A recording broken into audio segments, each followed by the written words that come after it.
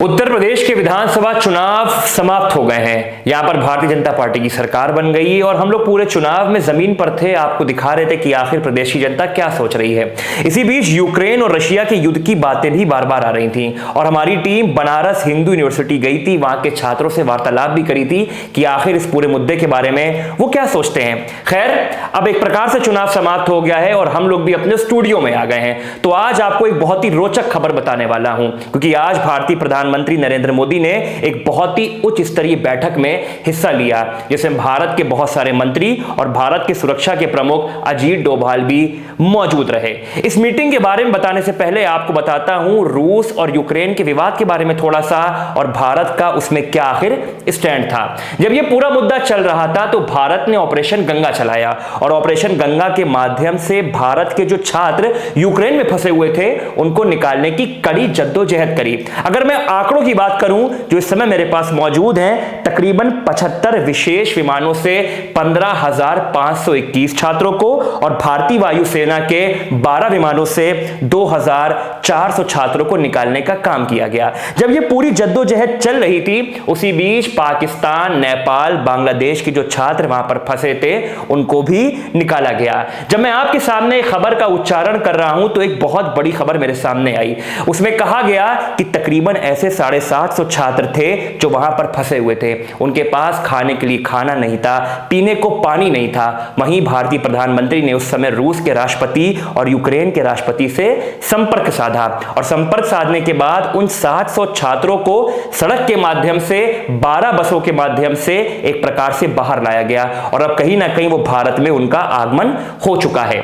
जब इस पूरी खबर की बातचीत हो रही है तो सबसे बड़ा मुद्दा यह निकल कर आ रहा है कि भारत का आखिर इस पूरे मुद्दे पर क्या रुख था। बहुत सारे बुद्धिजीवी आपको इसके बारे में बता चुके होंगे, लेकिन हमारे दर्शक जो यूपी चुनाव को देख रहे होंगे, हम लोगों को देख रहे होंगे, उनको मैं बता दूं इस मुद्दे पर भारत का रुख आखिर क्या था। इस मुद्दे पर भारत के रुख को बताने के लिए मैं आपको थोड़ा सा यादों के झरोखे में ले जाऊंगा। जी हां, यूएनएससी की मीटिंग हुई थी, जिसको बोलते हैं United nation security council, Hindi में बोलते हैं सुरक्षा परिषद। यूक्रेन को लेकर बार बार अमेरिका और उसके साथ यूनाइटेड किंगडम बार बार निंदनीय प्रस्ताव ला रहे थे और रूस को घेरने का काम कर रहे थे। भारत भी उस मीटिंग का हिस्सा बन रहा था, लेकिन एक बार भी भारत ने अपने वोट को प्रेषित नहीं किया। एक बार भी भारत ने ऐसा कोई भी रुख नहीं अपनाया जो कहीं ना कहीं रूस को घेरने का काम करेगा। और हुआ क्या, 25 फरवरी को एक बहुत बड़ा ट्वीट आया रूसी दूतावास की ओर से और उसमें लिखा था कि हम भारत के संतुलित व्यवहार की बहुत ज्यादा तारीफ करते हैं। अगर मैं अंग्रेजी में उस ट्वीट का उच्चारण करूं तो उसमें लिखा था highly appreciate India's independent and balanced position at the voting in the UNSC on February 25, 2022। जब इन मुद्दों की कवायद चल रही थी उसके दौरान एक मीटिंग और हुई थी।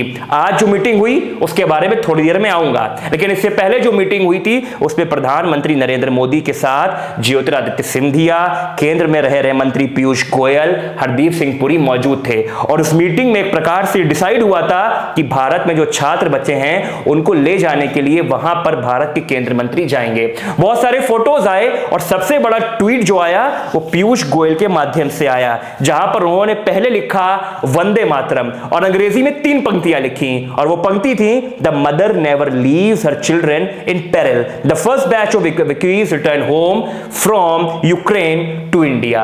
जब ये पूरी जद्दोजहद चल रही थी तो बहुत सारे लोगों ने ऑपरेशन गंगा को लेकर सवाल खड़ा किया और कहा कि भारत अपना रुख इसमें स्पष्ट नहीं कर रहा है। हमारे देश के जो त्रिमूर्ति थे उन्होंने जाकर यूएनएससी में अपनी बात को रखा और कहा कि भारत की सबसे बड़ी चिंता है मानवता, भारत की बड़ी सबसे चिंता है वो है कूटनीति से कैसे बातों का निस्तारण होगा, क्योंकि हम लोग कूटनीतिक फैसलों की बात नहीं कर रहे हैं और बार बार लड़ाई झगड़े की बात कर रहे हैं। भारत के पक्ष की अगर कोई बात करेगा तो भारत हमेशा आपसी सौहार्द और मानवता की बात करेगा। प्रधानमंत्री नरेंद्र मोदी आज एक बहुत अहम मीटिंग में हिस्सा ले चुके हैं। इस मीटिंग के बारे में अगर बात करूं, जैसा मैंने आपको पहले बताया था, आज की मीटिंग में अजीत डोभाल मौजूद थे और केंद्रीय मंत्री बहुत सारे मौजूद थे।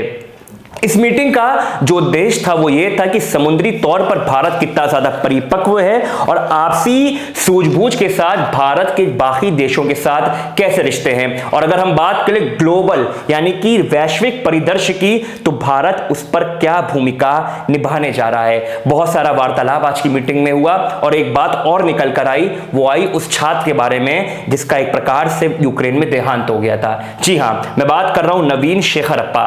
प्रधानमंत्री नरेंद्र मोदी ने आज की इस हाई लेवल मीटिंग में खासकर उस छात्र के नाम को लेते हुए कहा कि हमको उनकी मौत का बहुत ज्यादा अफसोस है और आने वाले समय में हम लोग हर संभव प्रयास करेंगे कि आखिर कैसे उनके पार्थिव शरीर को भारत लाया जा सके।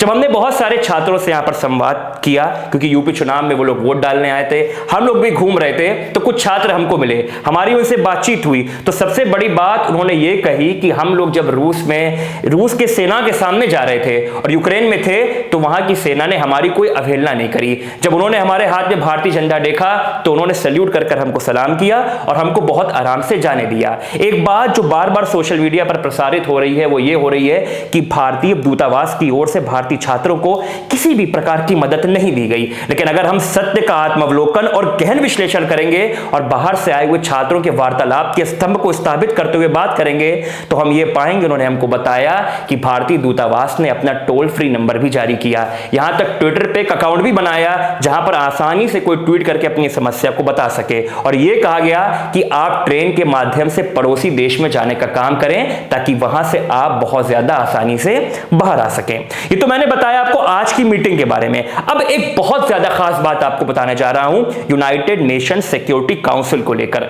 वहां पर बार बार निंदा का प्रस्ताव आया, रूस को घेरने का काम किया गया और अभी हाल ही में 2 दिन पहले अमेरिका और यूनाइटेड किंगडम ने बड़ी मात्रा में अपनी ओर से फंड को सप्लाई किया यूक्रेन की सहायता को लेकर। यूं तो भारत भी सहायता कर रहा है, लेकिन बार बार अमेरिका और यूनाइटेड किंगडम रूस को घेरने का काम कर रहा है। वही भारत ने उस समय अपनी बात को रखते हुए कहा कि हम चाहते हैं कि आपसी तालमेल बिठाया जाए और कूटनीतिक तौर पे इस पूरे मुद्दे को हल किया जाए। यूक्रेन के राष्ट्रपति की बात करें या हम बात करें रूस के राष्ट्रपति की, दोनों ने भारत के प्रधानमंत्री आदरणीय नरेंद्र मोदी से बात करके वार्तालाप स्थापित की और उस वार्तालाप में बार बार स्थापित हुआ कि वो भारत के साथ पूरी तरह से प्रतिबद्धता के साथ खड़े हुए हैं। एक बात सामने भी और निकल कर आई, जब क्वाड की मीटिंग हुई, क्वाड में जापान के प्रधानमंत्री, ऑस्ट्रेलिया के प्रधानमंत्री, यहां तक भारत के प्रधानमंत्री सम्मिलित हुए और क्वाड में जो सबसे बड़ी बात निकल कर आई वो ये थी कि हम मानवीय सहायता और आपदा राहत तंत्र को कैसे ज्यादा मजबूत बना सकें।